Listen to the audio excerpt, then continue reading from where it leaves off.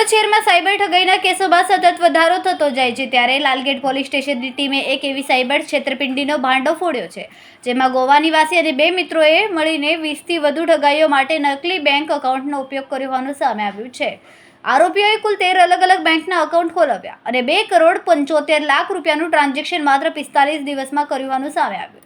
આ મામલે લાલગેટ પોલીસે પ્રિયાંક ઇન્દ્રવદન પટેલ નામના યુવાનની ધરપકડ કરી છે। પોલીસે પૂછપરછ કરતા જાણવા મળ્યું કે પ્રિયાંક અને ગોવા ખાતે રહેતા પ્રકાશ ઠક્કર એકબીજાના જૂના મિત્ર છે। હાલમાં પ્રકાશ ગોવામાં કોઈ ઓફિસમાં નોકરી કરે છે। તેણે પૈસાની જરૂરિયાતનો બહાનું આપીને બેંક એકાઉન્ટ ખોલવાનું કહ્યું હતું। દરેક ખાતા માટે ₹20,000 થી 25,000 આપવાનો વાયદો કર્યો હતો।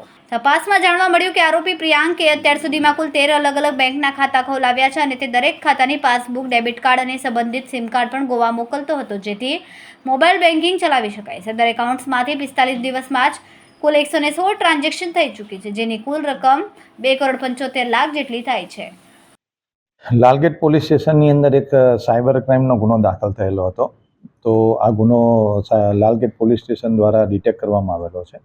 આ ગુના જે એમઓ છે એ સુરત પોલીસ દ્વારા પબ્લિકને જણાવવામાં આવે છે કે કઈ ટાઈપના સાયબર ક્રાઇમના ગુનાઓમાં પબ્લિક ભોગ બનતી હોય છે, જેથી એક અવેરનેસ માટે પણ આ વસ્તુ જણાવવી જરૂરી છે।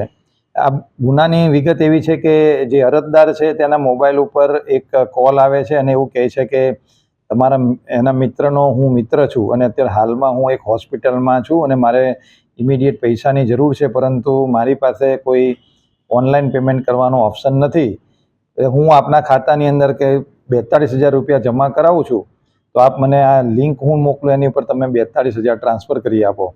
એમ કરીને એક મેસેજ એમને અરજદાર પર આવે છે કે ભાઈ તમારા ખાતામાં 42,000 રૂપિયા જમા થયેલા છે। આ જાણીને જે અરજદાર છે એ જે લિંક હોય છે એની ઉપર 42,000 રૂપિયા ટ્રાન્સફર કરે છે, પરંતુ અરજદાર જ્યારે ચેક કરે છે ત્યારે તેના ખાતાની અંદર આવા કોઈ 42,000 રૂપિયા જમા કરેલા નથી।